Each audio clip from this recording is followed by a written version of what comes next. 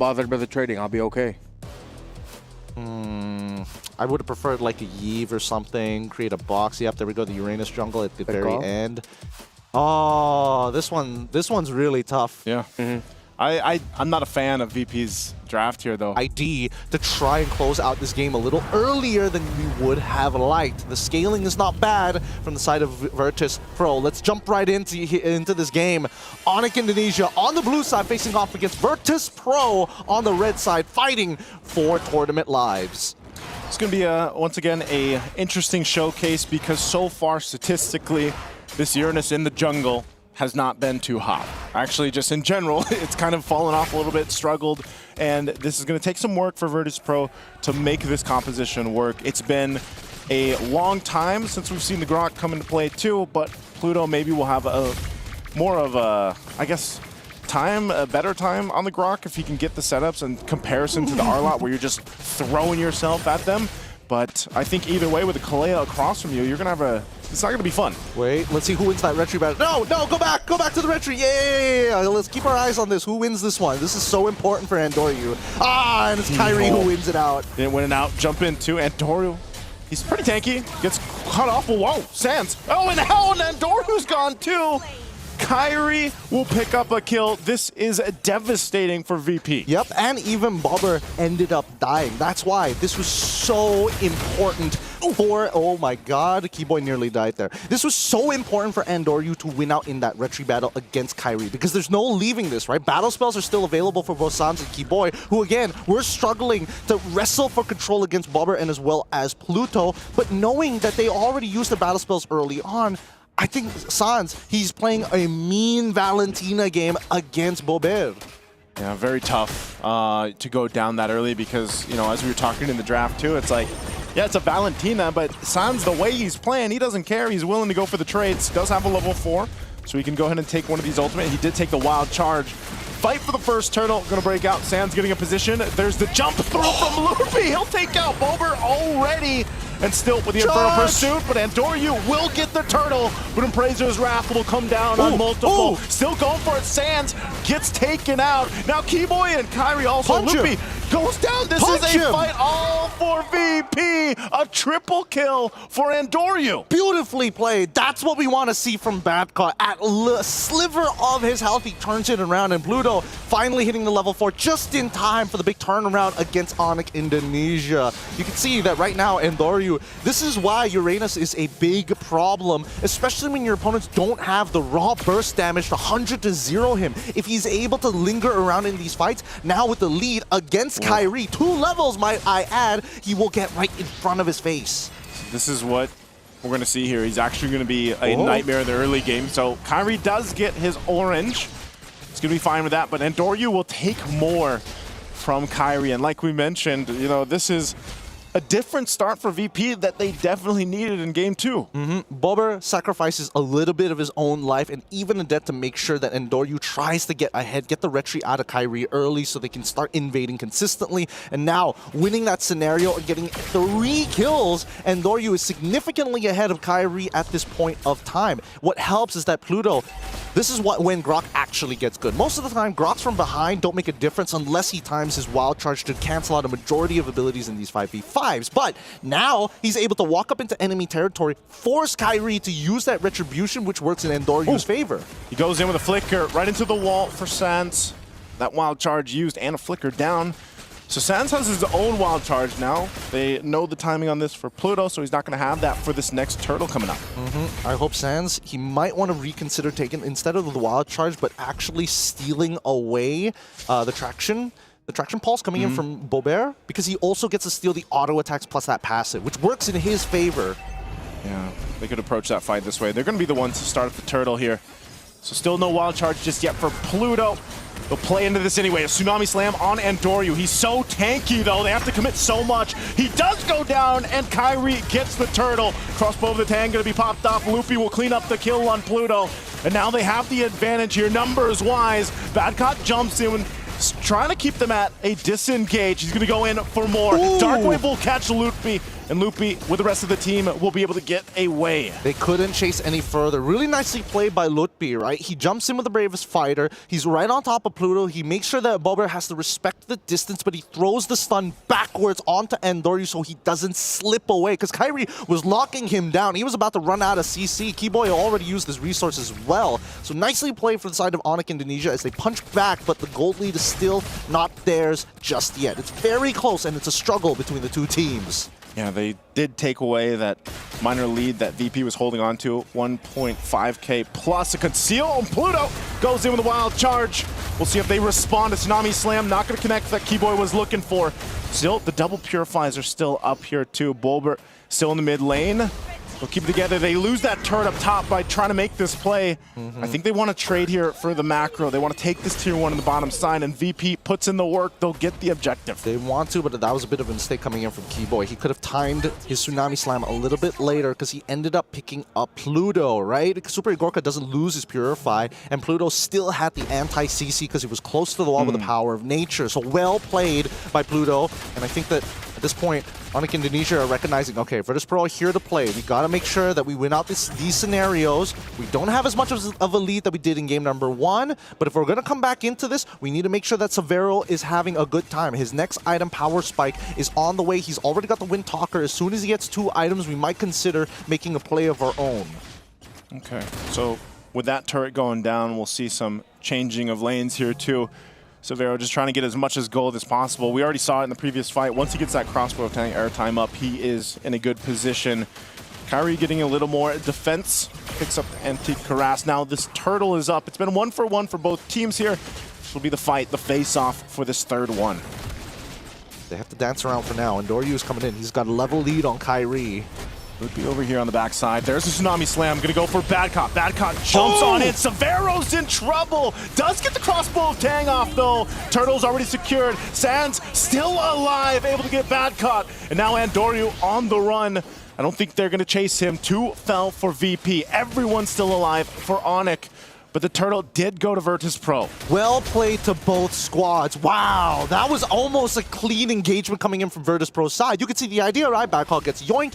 Bobber, he's trying to like create a little bit of space, but Pluto, most importantly, seeing the opportunity, sees the intersection between the Tsunami Slam and, more importantly, Severo walking up close to try and make it happen. The damage was there. They needed a little bit more damage from Badcoat to secure that kill, but now this is where it gets dangerous, right? The counter engagement from Lutfi stopping the angles from not only Bobber and actually finding a kill onto him, but denying Super Igorka the Death Sonata shots. Yeah, Loopy's been doing work still on this Lapu Lapu, really finding the angles. And you know, at this point in the game, when you have this and you're waiting for that first lord to come up in a minute, you just kind of scrape up as much as you can for both sides here to be in a better position to fight for it. But it's been a lot of the decision-making for both sides. You can see this conceal is going to be used. I don't think they catch anyone. Keyboy's job might also just to be, if they can get some battle spells out before that objective take, that's going to be helpful for them. But good trade up here. They'll get another turret as Endoryu takes up the tier 1 in the top side.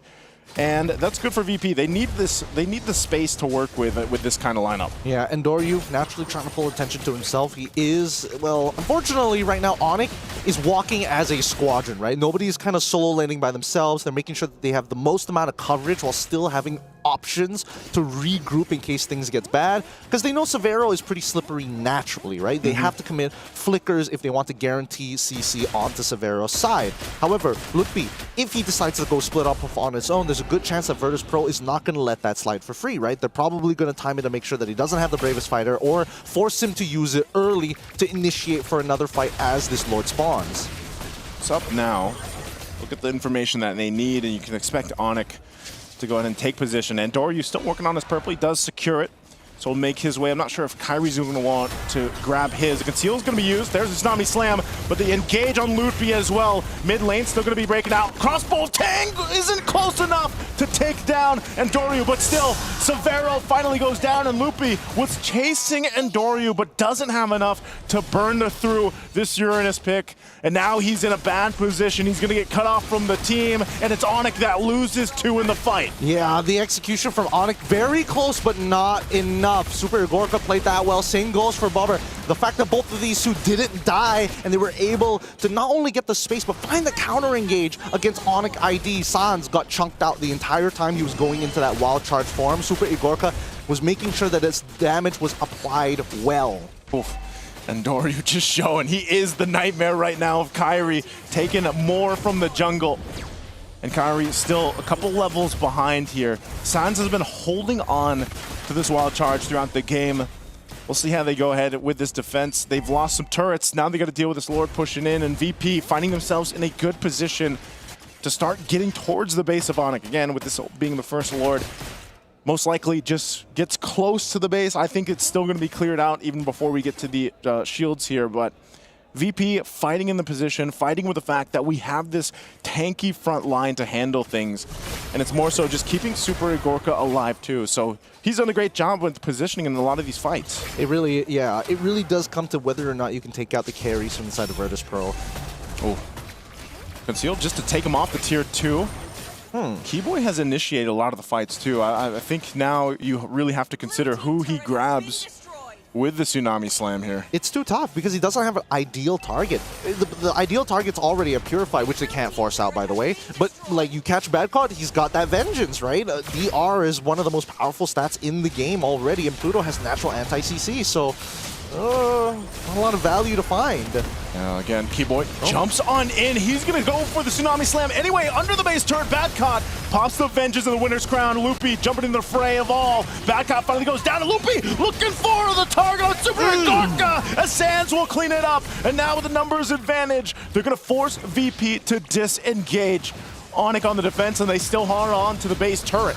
Beautifully played here. Really good stuff. They saw that backcourt was getting kind of like uncomfortably low, so that's when Keyboy takes advantage of the scenario. Even through the Vengeance, he just didn't have enough health currently at that point of time to survive. And I mean, to be fair, the Winter Crown was a really good call, but Severo, smartly enough, not just throwing everything at him, right? He didn't commit the crossbow Tang just yet. He waited it out, and that's when we see the big turnaround.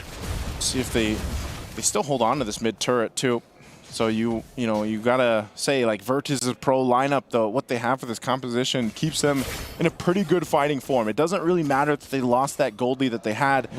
Onic ID still has to be very peculiar in how they approach these fights, because once again, like we've seen, if you get that Tsunami Slam or these setups on the wrong targets and you're not able to get to Super Igorka, then you're gonna be at a disadvantage with just how tanky right now Virtus Pro seems to be. Yeah, if Game 1 was about tactical supremacy, Game 2 is about team fight prowess. And I think it's hard, right? Because Virtus Pro have a much easier style of composition to play. And I think Pluto, you can tell by his mechanics on this Grok. Yes, Grok is simple, but the timings, his reaction time is so good, making sure that he doesn't get punished too hard, even though we've seen many, many times there's an overload of CC.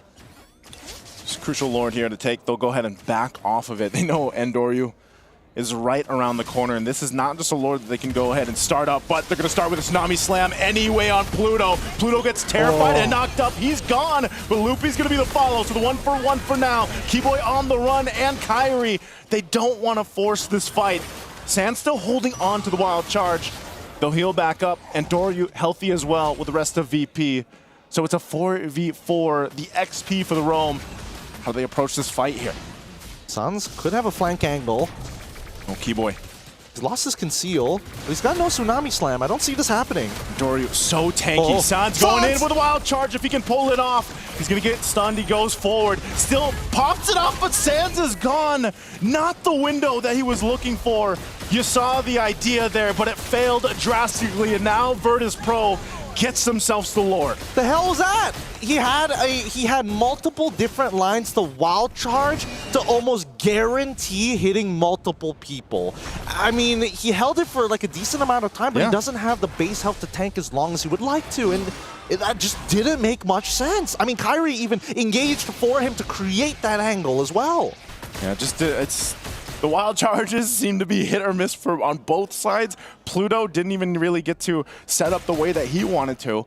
But ultimately, Virtus Pro comes out on top of it. They've got themselves this Lord to push in with now. This is going to go ahead and charge into the base. So we'll see how they approach this. Onic ID on the back foot. They're gonna start the siege. I want to see where this wall placement is coming in from Pluto. Okay, it's not too bad. Still looking for an opportunity. So here comes the traction pulse, but no, I don't see the engagement angle just yet. And so far, Virtus Pro, very good at utilizing this lore, but they cannot guarantee more than one inhibitor, right? Because if they want to get a second one, they're going to have to engage pretty hard to force the fight against Onic. Well, they still have this wave now in the mid lane. Not sure if they'll force the situation from Onic. There's a Tsunami Slam. They're going to choose the fight. They get the Immortality to go ahead and pop. Actually, Andoryu is gone, and now Bad out of trouble too. Sands goes in with that wild charge. They get the double to find him in the mid lane. Onic looks to run him down. Super E Gorka trying to win. Pops the win of nature. Severo on the 1v1. He gets the triple and goes on through the wipe out Virtus Pro. And Onic ID with plenty of time will now focus on this tier 2. You still have more than 10 seconds for Badcott to be up. Oh my god. Can they run it down mid? They're going to try. The next wave is going to spawn. The wave clear is okay. It's not the greatest, but Keyboy's taking on purpose and they're looking to close it out. Onic ID, after the fight, after the wipeout, will take the chances for Virtus Pro. They'll get the sweep.